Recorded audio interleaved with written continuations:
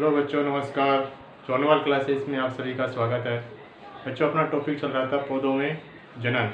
ठीक है, अपन उसमें दो प्रकार के जनन के बारे में चर्चा कर चुके हैं। एक तो कायिक जनन, दूसरा अलैंगिक जनन। आज करेंगे लैंगिक जनन के बारे में चर्चा। ठीक है, पौधे में जनन 4 टॉपिक के बारे में अपन अध्ययन करेंगे। पहला है जनन एवं उसके प्रकार, दूसरा है परागण, तीसरा है निषेचन और चौथा है आनुवंशिकता। जनन में और उसके प्रकार में अपन ने 2 टॉपिक पर चर्चा कर चुके हैं। पहला है कायिक जनन।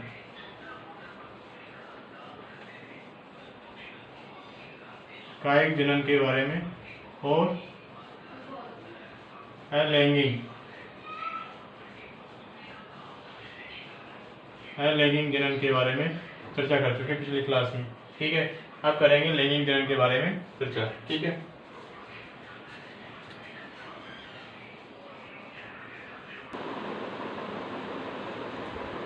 बच्चों, लैंगिक जनन क्या होता है, किसे कहते हैं और ये कितने प्रकार का होता है। ठीक है, लैंगिक जनन में नर और मादा युग्मों का संयोजन होता है। क्या होता है लैंगिक जनन में? नर व मादा युग्मों का क्या होता है? संयोजन होता है। नर व मादा युग्मों का संयोजन होता है। ठीक है, लैंगिक जनन में नर व मादा युग्मों का क्या होता है? संयोजन होता है। उसे अपन क्या कहते हैं? लैंगिक जनन कहते हैं। ठीक है, यह एक लिंगी पुष्प क्या होते हैं? ऐसे पुष्प जिनमें पुंकेसर अथवा स्त्री केसर में से कोई एक जनन अंग उपस्थित होता है।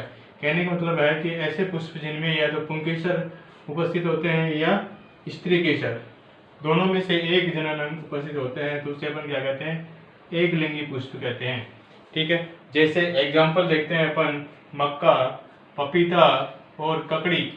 इनमें क्या है? एक ही जनन अंग उपस्थित होते हैं। कौन सा? या तो स्त्री केसर होता है या पुंकेसर उपस्थित होता है। इसे अपन क्या कहते हैं? एक लिंगी पुष्प कहते हैं। कौन कौन से एग्जाम्पल लिए अपन? मक्का, पपीता और ककड़ी। ठीक है, ये सभी क्या है? एक लिंगी पुष्प हैं।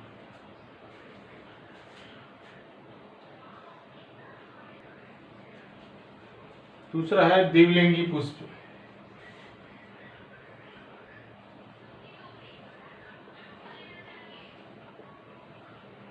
द्विलिंगी पुष्प। ठीक है बच्चों, द्विलिंगी पुष्प किसे कहते हैं? ऐसे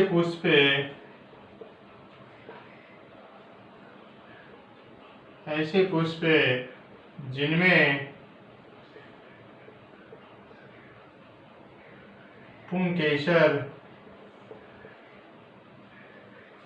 और स्त्री केसर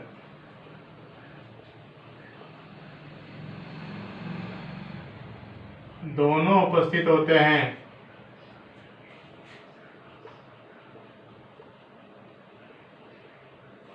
दोनों उपस्थित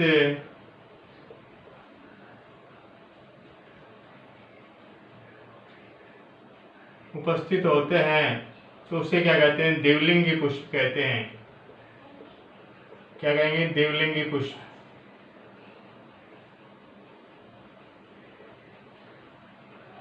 द्विलिंगी पुष्प कहलाते हैं। जैसे एग्जाम्पल के लिए लेते हैं अपन, उदाहरण के लिए क्या है? सरसों।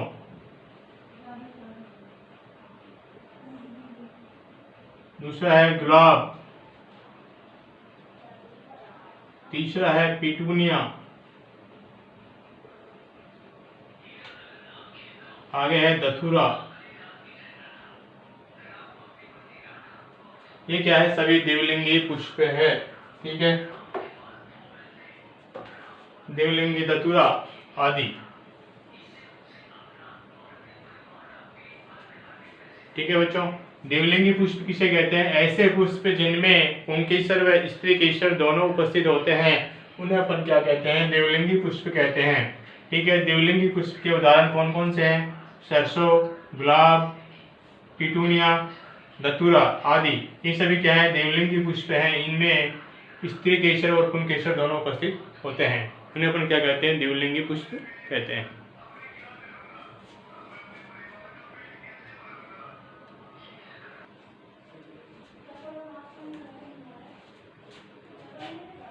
आगे है पुंकेसरों में परागकोश पाए जाते हैं। क्या पाए जाते हैं बच्चों? पुंकेसरों में परागकोश पाए जाते हैं जिनमें असंख्य परागकण बनते हैं। परागणों के अंकुरित होने से इनमें नर केंद्रकों का निर्माण होता है। किसका होता है? नर केंद्रों का निर्माण होता है।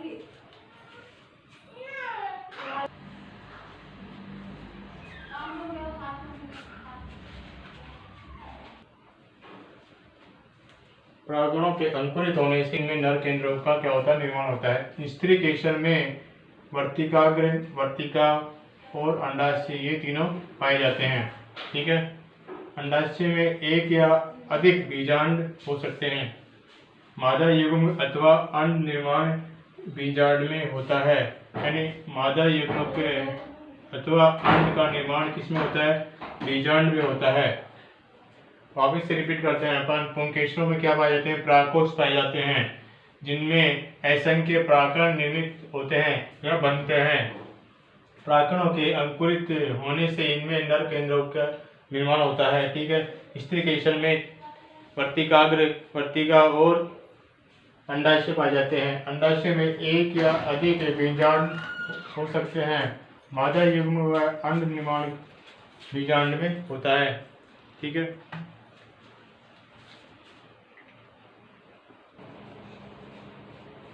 बच्चों आगे है परागण। ठीक है। परागण किसे कहते हैं? परागण किसे कहते हैं अपन? परागण किसी भी माध्यम से परागकणों का परागकोश से पुष्प के वर्तिकाग्र पर पहुंचना ही परागण कहलाता है।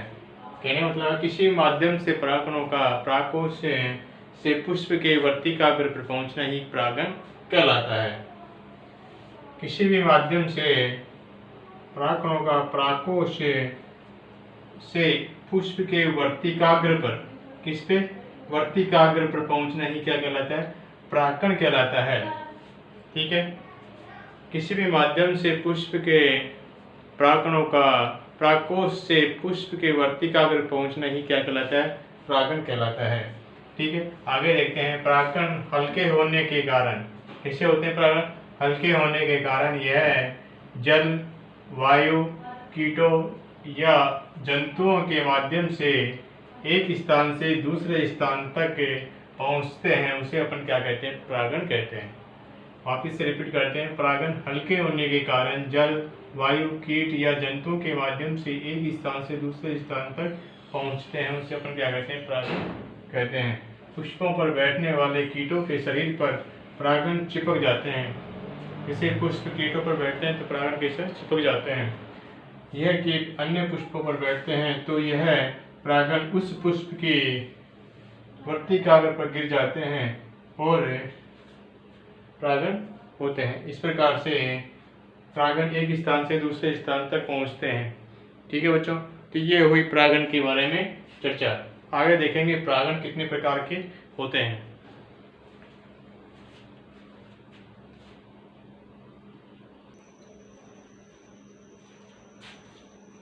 आगे है परागण के प्रकार। परागण के स्वपरागण क्या है? स्वपरागण और परपरागण। स्वपरागण किसे कहते हैं? जब परागण के उसी पुष्प के वर्तिकाग्र पर अथवा उसी पुष्प के पौधे के दूसरे किसी पुष्प के वर्तिकाग्र पर पहुंचते हैं तो इससे परागण की यह प्रक्रिया क्या कहलाती है? स्वपरागण कहलाती है। क्या कहने का मतलब है कि जब परागण उसी पुष्प के या किसी दूसरे पुष्प के, दूसरे पौधे के किसी पुष्प के वर्तिकाग्र पहुंचते हैं तो परागण की यह प्रक्रिया क्या कहलाती है? स्वपरागण कहलाती है। ठीक है। परागण के उसी पुष्प के वर्तिकाग्र पर या पौधे के दूसरे किसी पुष्प के वर्तिकाग्र पर पहुंचते हैं तो परागण की यह प्रक्रिया क्या कहलाती है? स्वपरागण कहलाती है। जैसे एग्जाम्पल के लिए देखते हैं अपन कौन कौन से, मटर और टमाटर, ये दो ही क्या हैं? स्वपरागण के एग्जाम्पल है। इसमें परागण उसी पुष्प के या पौधे के किसी दूसरे पुष्प के वर्तिकाग्र पहुंचते हैं तो इसके क्या कहलाती है? स्वपरागण कहलाती है। ठीक है। अगला है परपरागण। जब एक पादप के पुष्प से परागण उसी प्रजाति के दूसरे पादप के पुष्प के वर्तिका अगर पर गिरते हैं या पहुंचते हैं तो ये प्रक्रिया क्या कहलाती है? पर परागण कहलाती है। कहने का मतलब है कि एक पादप के पुष्प से परागण उसी प्रजाति के दूसरे पादप के पुष्प के वर्तिकाग्र पर पहुंचते हैं तो इस प्रक्रिया क्या कहते हैं? पर परागण कहलाते हैं। इनका एग्जाम्पल है गुलाब और पोपी, दोनों ही एग्जाम्पल क्या है? पर परागण के एग्जाम्पल हैं। ठीक है, तो ये हुई चर्चा पर स्वपरागण और पर परागण के बारे में। ठीक है,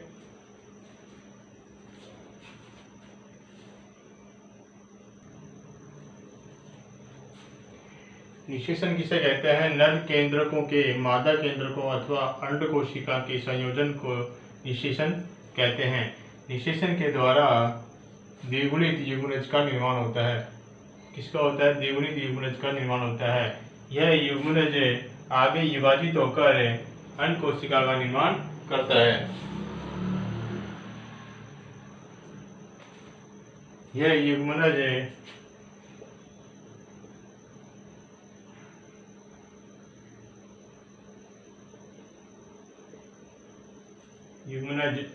आगे विभाजित होकर भ्रूण का निर्माण करता है। इसका निर्माण करता है, भ्रूण का निर्माण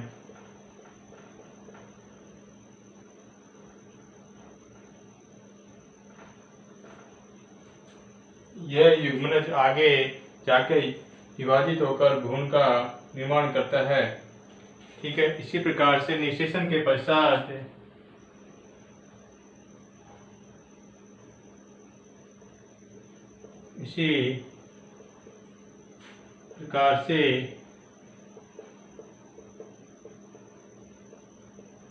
निषेचन के पश्चात बीजांड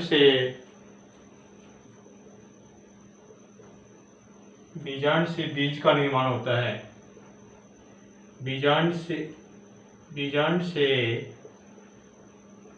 बीज का निर्माण होता है। किसका निर्माण होता है बच्चों? बीज का निर्माण होता है।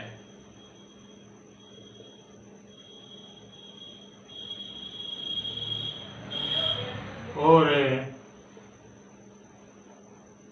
अंडाशय से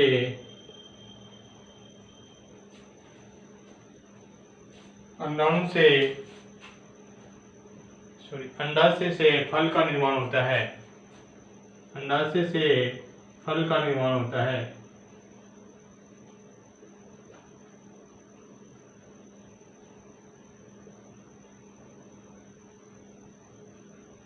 ठीक है, वापिस रिपीट करते हैं अपन। निषेचन क्या होता है? नर केंद्रकों के मादा केंद्रकों अथवा अंड कोशिका के संयोजन को अपन क्या कहते हैं? निषेचन कहते हैं। निषेचन के द्वारा द्विगुणित युग्मनज का निर्माण होता है। जो यह युग्मनज आगे विभाजित होकर भ्रूण का निर्माण करता है। इसका निर्माण करता है बच्चों? भ्रूण का निर्माण करता है। यह इस प्रकार निषेचन के पश्चात बीजांड से क्या बनता है? बीजांड से बीज प्राप्त होता है और अंडाशय से क्या बनता है? फल प्राप्त होता है। ठीक है, तो ये हुई निषेचन के बारे में चर्चा।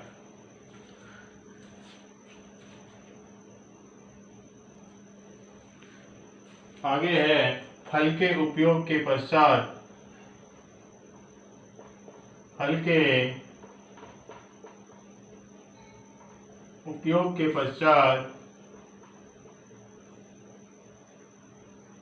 बीज स्वतंत्र होकर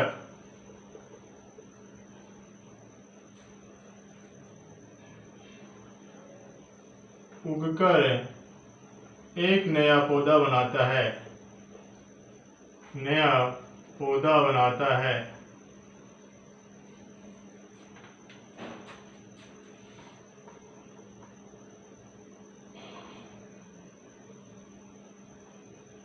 इसी प्रकार से एंजियोस्पर्म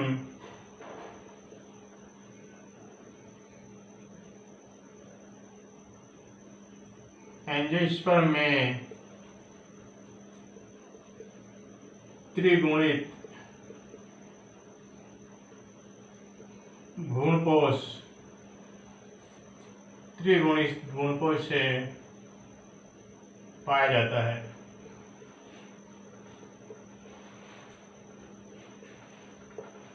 कैसा भ्रूणपोष पाया जाता है? एंजियोस्पर्म में त्रिगुणित भ्रूणपोष पाया जाता है।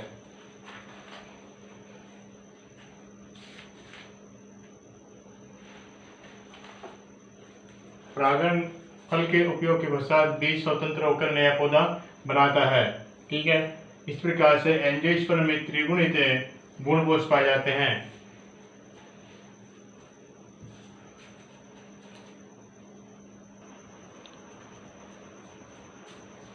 आगे है, फल के उपयोग के पश्चात बीज स्वतंत्र होकर नया पौधा बनाता है। एंजियोस्पर्म में त्रिगुणित भ्रूणपोष पाए जाते हैं। इस प्रकार से निषेचन क्रिया होती है। यह है एक अंडकोशिका। ठीक है, ये अंडकोशिका में इस प्रकार से बीच में क्या है, अंडाणु है, आगे है ये अंकुरित होता हुआ परागण। ये इस प्रकार से परागण अंकुरित होता है। दूसरे चित्र में है कि अंडकोशिका से युग्मक यानी फल बनता है। ये क्या है, यूमरज का निर्माण हो रहा है इसमें, और आगे है ये पराग नलिका है, और आगे ये बीज का निर्माण होता है। तो इस प्रकार से निषेचन क्रिया में बीज और फल का निर्माण होता है।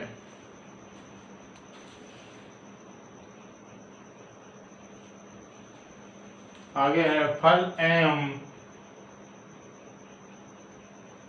बीज का विकास। बीज का फल एवं बीज का विकास। ठीक है, निषेचन के पश्चात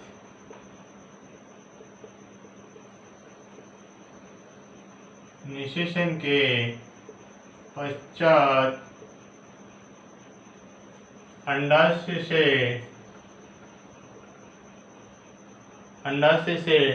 फल का निर्माण होता है। अंडाशय से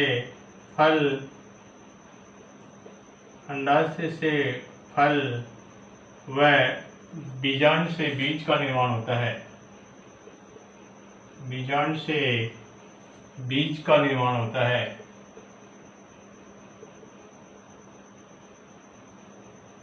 बीज का निर्माण होता है।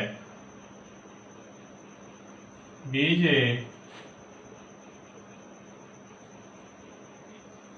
में एक भ्रूणपोषी होता है। बीज कैसा होता है? एक भ्रूणपोषी होता है। बीज में एक भ्रूण पाया जाता है।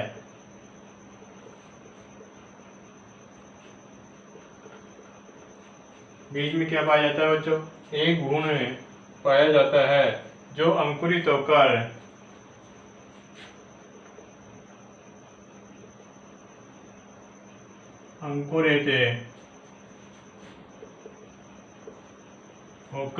एक नया पादप बनाता है।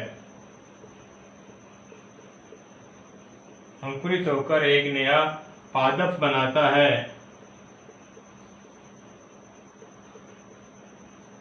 ठीक है, इस प्रकार से फल और बीज का विकास होता है। निषेचन के पश्चात अंडाशय से तो फल बनता है और बीजांड से बीज का निर्माण होता है। बीज में एक भ्रूण पाया जाता है जो आगे अंकुरित होकर एक नया पादप बनाता है। एक भ्रूण पाया जाता है, बीजांड से बीज का निर्माण होता है, अंडाशय से फल का निर्माण होता है। ठीक है, इस प्रकार से फल और बीज का विकास होता है।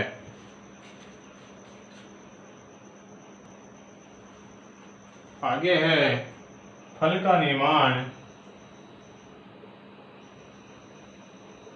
फल का निर्माण अंडाशय में होता है। अंडाशय में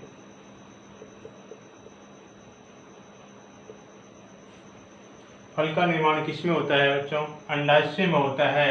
अर्थात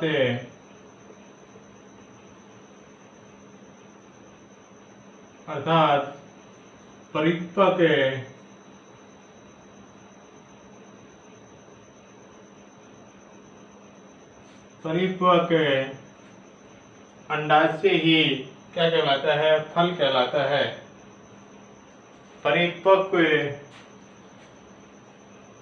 परिपक्व अंडाशय ही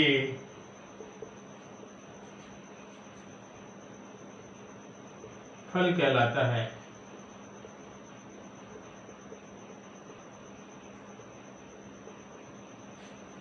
ठीक है, फल का निर्माण किसमें होता है बच्चों? अंडाशय में होता है।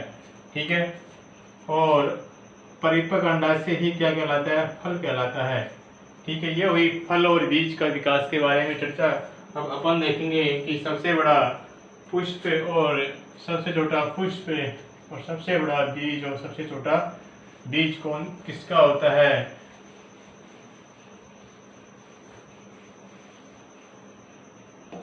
चलो देखते हैं। सबसे बड़ा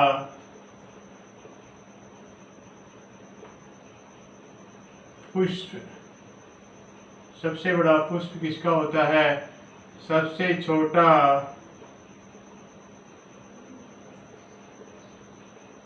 पुष्प किसका होता है? और सबसे बड़ा बीज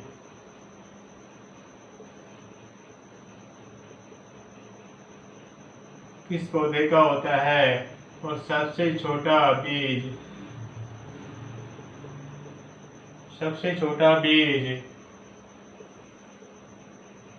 किस पौधे का होता है वो अपन देखेंगे।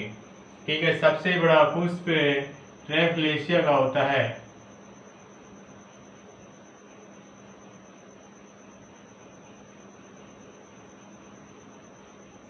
ठीक है, सबसे बड़ा पुष्प किसका होता है? रैफलेशिया का होता है।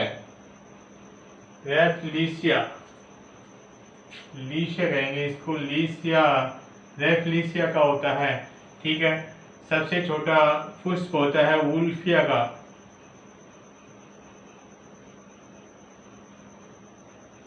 ठीक है, सबसे बड़ा बीज होता है लोडोसिया।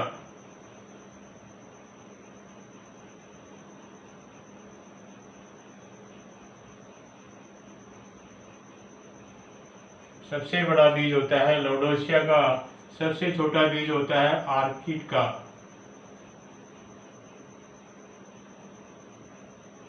ठीक है, वापिस से अपन रिपीट करते हैं। सबसे बड़ा पुष्प होता है रैफलेशिया का, सबसे छोटा पुष्प होता है वुल्फिया का, सबसे बड़ा बीज होता है लोडोसिया का, सबसे छोटा बीज होता है ऑर्किड का। ठीक है बच्चों, तो आज की क्लास अपनी यहीं समाप्त होती है। धन्यवाद।